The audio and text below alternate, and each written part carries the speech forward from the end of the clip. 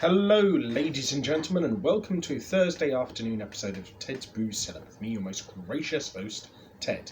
Or rather, I should say early evening. It is 7 to 6 on the 13th of January 2022, and I hope I'm finding you all in a good state of affairs. Now, recently for Christmas, I got a really nice gift box from my auntie, who gave me some really nice collections of classic sort of British ales, a mixture of different types. I've got some dark ales, got some pale ale, got some amber ale, and today we're going to be taking a look at something that I actually forgot existed. Now, we may have reviewed this before, so if we have, sometime down the line I might call it such and such revisited or something like that. But for the time being, we're taking a look back at Whistable Bay Ale, and this is their Ruby Ale, which is rich and full of flavour with a toffee and fruity finish. Now, I do like red ales, but Ruby Ales I think are an interesting breed because they're kind of a cross between amber ales and red ales, and they're kind of unto of themselves in a sense.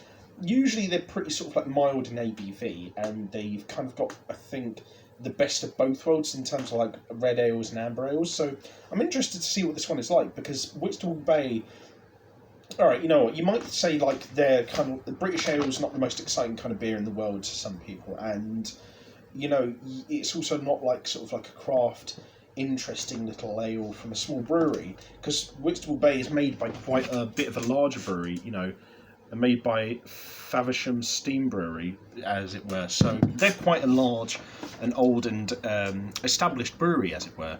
But I mean, the thing is, even more mainstream and larger produced beers like this can be enjoyable.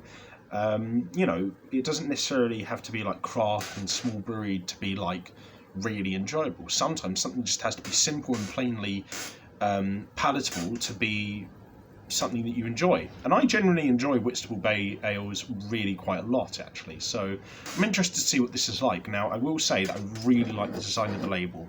Nice mixture of crimson, amber and auburn with a bit of silver and some black writing, really handsome, and that nice little sort of image of old Whistable Bay many years ago, really handsome. I'll give that a solid 10 out of 10 for the label and the design of the chunky bottle there. Anyway, let's have ourselves a quick sniff and see what the first impressions are like. So, let's see.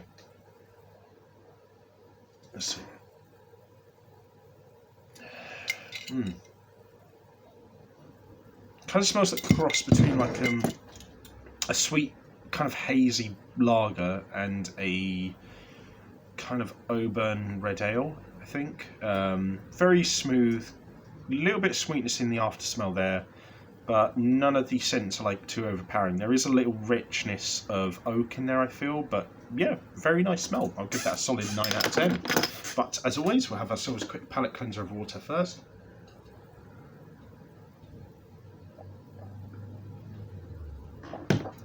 And then on to the most important part of the video, which is to see what this little sucker tastes like. So, bottoms up.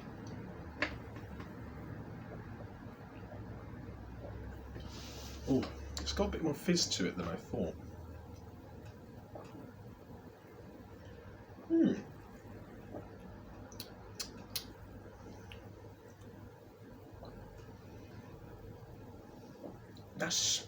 That's so unique.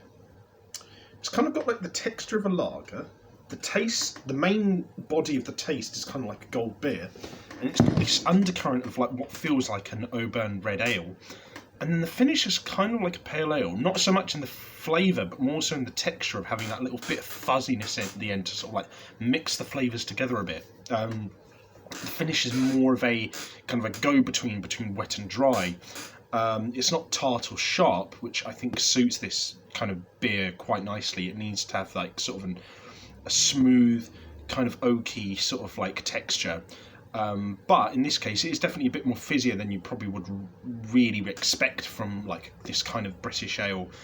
But I think that does work. It can sometimes sort of muddle up the flavours a bit, but I think they keep the fizziness here just at the right level enough that, you know, the flavours aren't too heavily mixed up. They just smoothly ride out together with this interesting texture to sort of kind of meld everything together. But yeah, I mean, sort of that sort of gold beer taste with sort of like oaky red ale undertone, and then this finish of kind of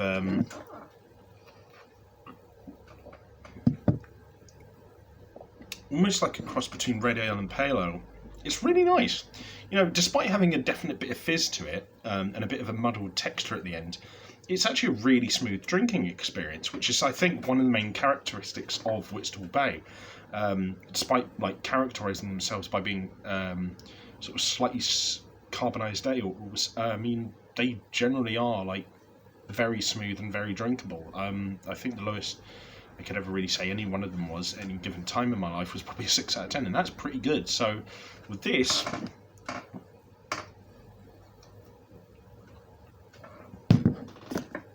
I'm gonna say it's a solid 7.5 out of 10. I think the texture needs to be a little bit smoother, and that sort of like oakiness in the undertone needs to be a bit stronger to sort of balance out everything. And there's a tiny bit of bitterness, although it's very minor. I don't think it really needs to be there. But generally speaking, this is a really well brewed beer. The flavours do mix well together, and it's a smooth, very enjoyable drinking experience. So yeah, I think solid 7.5 out of 10. Really, really well recommended.